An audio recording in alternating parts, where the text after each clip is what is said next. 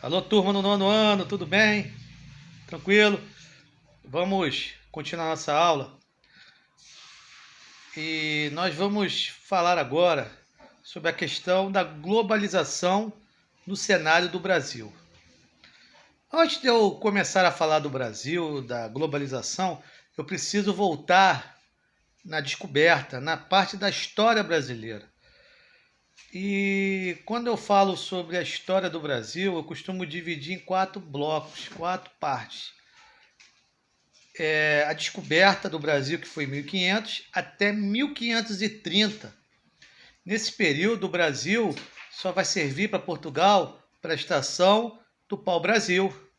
E Portugal não vai tomar nenhuma iniciativa, é um desinteresse total da coroa portuguesa em cima do Brasil. Em 1534, você vai ter as expedições colonizadoras ao Brasil, onde Martim Afonso de Souza vai começar essa colonização aqui no Brasil. E você vai ter a introdução da cana-de-açúcar no século XVI, que seria a economia do Nordeste brasileiro. E você tem, nesse período de 1534 até 1822, nós teremos um problema muito sério no Brasil, que são os movimentos nacionalistas de independência da coroa portuguesa. E o mais famoso vai ser a Inconfidência Mineira, na alcunha do Tiradentes, Joaquim José da Silva Xavier. Sempre no dia 21 de abril dos anos correntes, nós comemoramos a sua data do Tiradentes, onde ele foi preso, enforcado, esquartejado e colocado em cada parte de Vila Rica de Ouro Preto para mostrar a insubordinação contra a coroa portuguesa. Em 1822 vai haver a independência do Brasil. No dia 7 de setembro de 1822, onde o imperador, o príncipe regente da época, que era Dom Pedro I, desculpa, ele vai dar o grito da independência. Então, de 1822 até 1889, vai ser o período do Império, que vai culminar no dia 15 de novembro de 1889, na proclamação da República do Brasil. O Brasil passa de ser monarquia e passa a ser o quê? República. Começa a República no Brasil. No primeiro momento da República, nós teremos 2 presidentes militares. O primeiro, o Marechal Deodoro da Fonseca, e o segundo, o Marechal Floriano Peixoto, que tinha um apelido de Marechal de Ferro. Durante esses 2 governos militares da época, o mais tenebroso, o mais complicado foi do Marechal Floriano. Você tem algumas revoltas, revolta da Marinha, revolta da Armada, você tem a revolta do Contestado no sul do país. Então você vai ter alguns problemas no governo do Marechal Floriano. Você vai ter também um momento de transição de presidentes de Minas Gerais e de São Paulo. Esse período nós vamos chamar de período do café com leite. Café era a referência de São Paulo e o leite de Minas Gerais. Então, esse período você vai ter a República do Café com Leite. Aí, até 1930, quando você tem a eleição de Getúlio Vargas vai ser o único presidente da República que vai ficar 15 anos no poder. Ele assume em 1930, ele cria o Estado Novo, cria algumas empresas públicas que nós temos hoje, por exemplo, a Petrobras, que ainda não foi privatizada, a CSN, que fica em Volta Redonda, que é a Companhia Siderúrgica Nacional, que já foi privatizada. Você tem a Vale do Rio Doce, que também foi privatizada, e você tem a consolidação das leis trabalhistas criada por Getúlio Vargas, que são as leis que defendem ainda os interesses dos funcionários privados, que muitos governos tentaram e alguns conseguiram, como o governo do presidente Jair Bolsonaro. Você tem agora também a questão de dois presidentes. O primeiro, Jânio Quadros. Esse presidente ele fica no poder durante 7 meses. Ele renuncia, alegando que no seu governo existiam forças ocultas. Essas forças ocultas que ele tanto mencionava era o Exército. Em 61 assume o seu vice, o João Goulart, que tinha um apelido, ele era conhecido como Jango. Ele fica de 61 a 64 com restrições. Nesse período que ele é presidente, vai até ser instituído o parlamentarismo, um primeiro-ministro. Mas ele continua sendo presidente. E no dia 1º de abril de 64, vai ocorrer o golpe de 64, onde as Forças Armadas vão assumir o país e vão tirar do governo o presidente João Goulart. Quando nós falamos do governo militar, nós falamos sobre 21 anos de política dos militares no país. Tivemos 5 presidentes militares: Corte Silva, Castelo Branco, Emílio Médici, Ernesto Geisel e João Batista Figueiredo.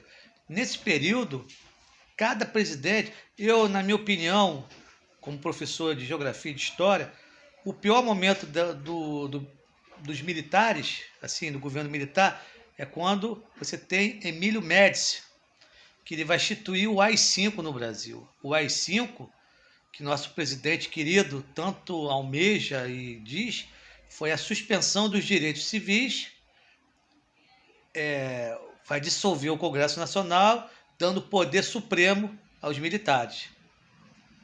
Quem gosta, não posso falar nada, mas isso aconteceu. Foi onde teve problemas, algumas pessoas famosas sumiram na Revolução e não foram achadas. Pessoas sumiram, foram mortas, presas, sobre a questão de ser subversivas ao governo. Se você tivesse barba grande, meu amigo, tu tinha que fazer a barba, senão você era preso, porque tinha essa situação de prender até pessoas que não tinham nada a ver com o sistema. Em 85, será o último ano do governo militar e será entregue ao povo brasileiro o governo, onde o primeiro presidente eleito pelo Congresso Nacional foi o glorioso Tancredo de Almeida Neves. Ele é eleito presidente.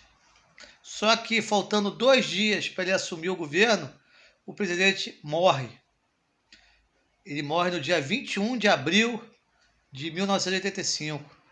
Ele morre e se cria uma lacuna. E quem vai assumir o governo? Não era favorável, ele não tinha unanimidade para assumir. E assume o presidente José Ribamar Sarney. Ele assume com restrições até do Exército, que não queria que ele fosse presidente da República. No seu governo, José Sarney, ele enfrenta problemas terríveis, crises econômicas de proporções, e ele vai criar alguns planos políticos e econômicos, plano Verão, plano Cruzado, foram planos para tentar salvar a economia brasileira. Em 1989, pessoal, onde começa a eleição direta, teremos a primeira eleição para presidente da República, de forma direta, pelo povo, onde nesse pleito é eleito o presidente Fernando Collor de Mello. Ele ganha, na época, ele não era presidente, mas ele ganha de Lula no segundo turno, e ele é eleito pelo povo brasileiro. O seu governo não foi um governo muito fácil, só dura 2 anos. E em 1992, ele sofre o impeachment. O impeachment é um impedimento do governo. Só que ele renuncia ao governo federal para escapar das sanções. Em 92, entra no seu lugar o presidente Itamar Galtieri Franco. Ele era vice de Fernando Collor de Mello. E ele faz uma coisa muito boa para o Brasil. Ele cria o Plano Real. Esse Plano Real foi criado pelo seu ministro da Fazenda, que seria presidente Fernando Henrique Cardoso. Em 1995, como acabei de falar, é eleito Fernando Henrique Cardoso como presidente do Brasil. Ele vai ficar 2 mandatos como presidente. Ele assume em 95 e seu mandato termina em 2002. Nos seus últimos anos como presidente, o Brasil passou por crises econômicas terríveis. Até por uma moratória o Brasil passou. O que é moratória? Seria um estágio antes de quebrar o país, de falência total do Brasil. Em 2003, aclamado pelo povo, eleito com mais de 60% de votos, é eleito o nosso querido barbudo, ex-presidente Lula. Estou falando porque ele já foi presidente, eu vou falar assim. Lula é eleito com 60% de votos. Ele fica também 2 mandatos. Ele fica de 2013 a 2010. E ele consegue eleger o seu sucessor, a sua ministra da Casa Civil, a gloriosa Dilma Rousseff, que na época ela fazia questão de ser chamada de presidenta. E ela só fica 6 anos no poder, onde ela sofre um impeachment devido a crises e crime de responsabilidade fiscal. Em 2018 assume o seu vice-presidente, o glorioso Michel Temer. Ele fica até 2018 não, 2016, ele fica até 2018 como presidente. E em 2018 é eleito o presidente Jair Bolsonaro. Para a gente finalizar, quando a gente fala do cenário da globalização, desde a descoberta, você vê que o Brasil passou por momentos de dificuldade, problemas, crises econômicas, golpes. Essa é a nossa história. Às vezes você pensa que é uma história complicada, mas isso sucedeu através de 520 anos da história brasileira. Desde já, pessoal, eu agradeço aí o pessoal do 9º ano. Fiquem com Deus, espero que estejam todos bem e aquele abraço. Tchau.